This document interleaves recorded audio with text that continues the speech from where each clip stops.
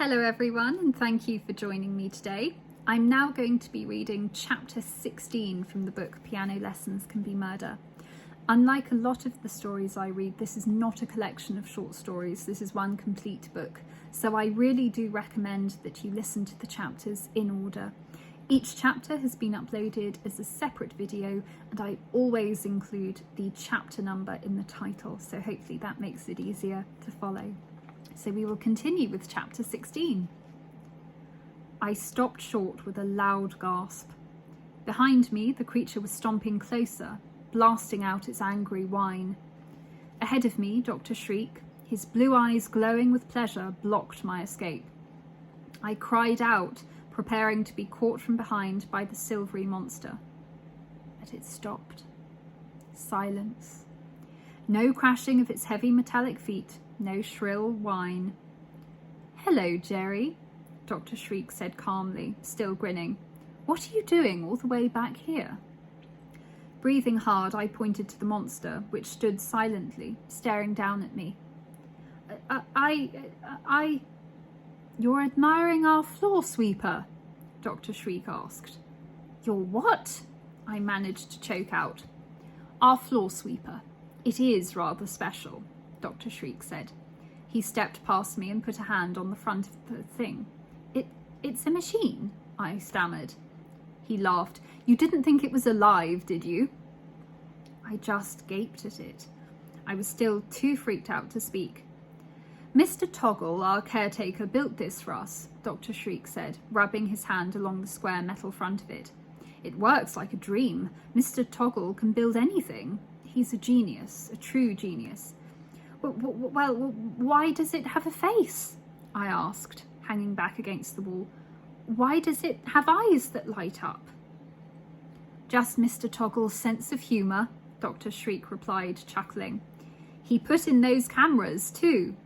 He pointed to the video camera perched on the ceiling. "Mr. Toggle is a mechanical genius. We couldn't do a thing without him, we really couldn't." I took a few reluctant steps forward and admired the floor sweeper from closer up. I couldn't find your office," I told Dr. Shriek. "I was wandering. "I apologise," he replied quickly. "Let us begin your lesson. Come." I followed him as he led the way back in the direction I had come. He walked stiffly but rapidly. His white shirt was untucked in front of his big stomach. He swung his hands stiffly as he walked. I felt really stupid. Imagine letting myself be terrified by a floor sweeper. He pushed open one of the brown doors with a round window, and I followed him into the room. I glanced quickly around. It was a small, square room lighted by 2 rows of fluorescent lights on the ceiling. There was no window. The only furniture was a small, brown, upright piano, a narrow piano bench, and a music stand. Dr. Shriek motioned for me to sit down on the piano bench, and we began our lesson. He stood behind me, placing my fingers carefully on the keys, even though I now knew how to do it myself. We practiced different notes. I hit C's and D's, then we tried E's and F's. He showed me my first chord. Then he made me do scales over and over again. "Excellent," he declared near the end of the hour. "Excellent work, Jerry. I'm most pleased." His Santa Claus cheeks were bright pink beneath his white moustache. I squeezed my hands together, trying to get rid of a cramp. "Are you going to be my teacher?" I asked. He nodded. "Yes, I will instruct you in the basics," he replied. "Then, when your hands are ready, you'll be given to one of our fine teachers." When my hands are ready? What exactly did he mean by that? "Let us try this short piece," he said, reaching over me to turn the page in the music book. "Now, this piece has only 3 notes, but you must pay attention to the quarter notes and the half notes. Do you remember how long to hold a half note?" I demonstrated on the piano.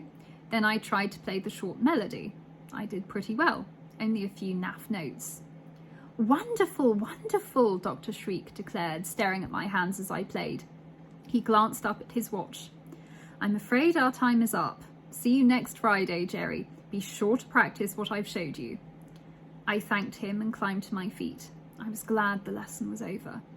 Having to concentrate so hard was really tiring. Both my hands were sweating and I still had cramp in one.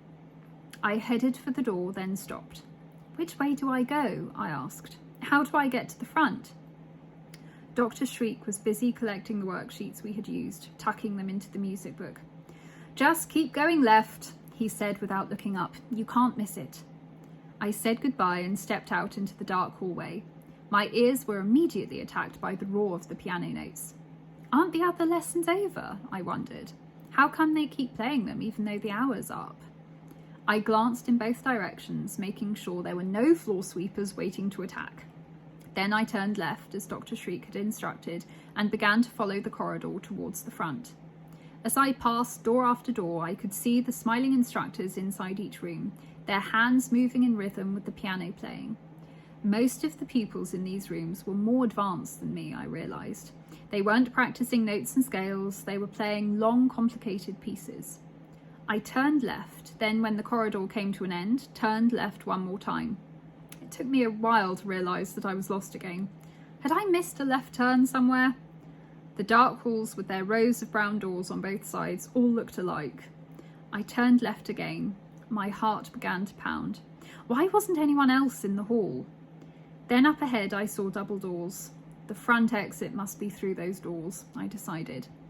I made my way eagerly to the double doors and started to push through them, when powerful hands grabbed me from behind and a gruff voice rasped in my ear, "No, you don't." And that is the end of chapter 16. I hope you're enjoying it. I'm going to be back soon to read chapter 17. If in the meantime you'd like to listen to any other stories, then please do have a look at the channel, and I hope there are some things there that will interest you. Thank you for joining me today, and I hope to see you back soon. Bye!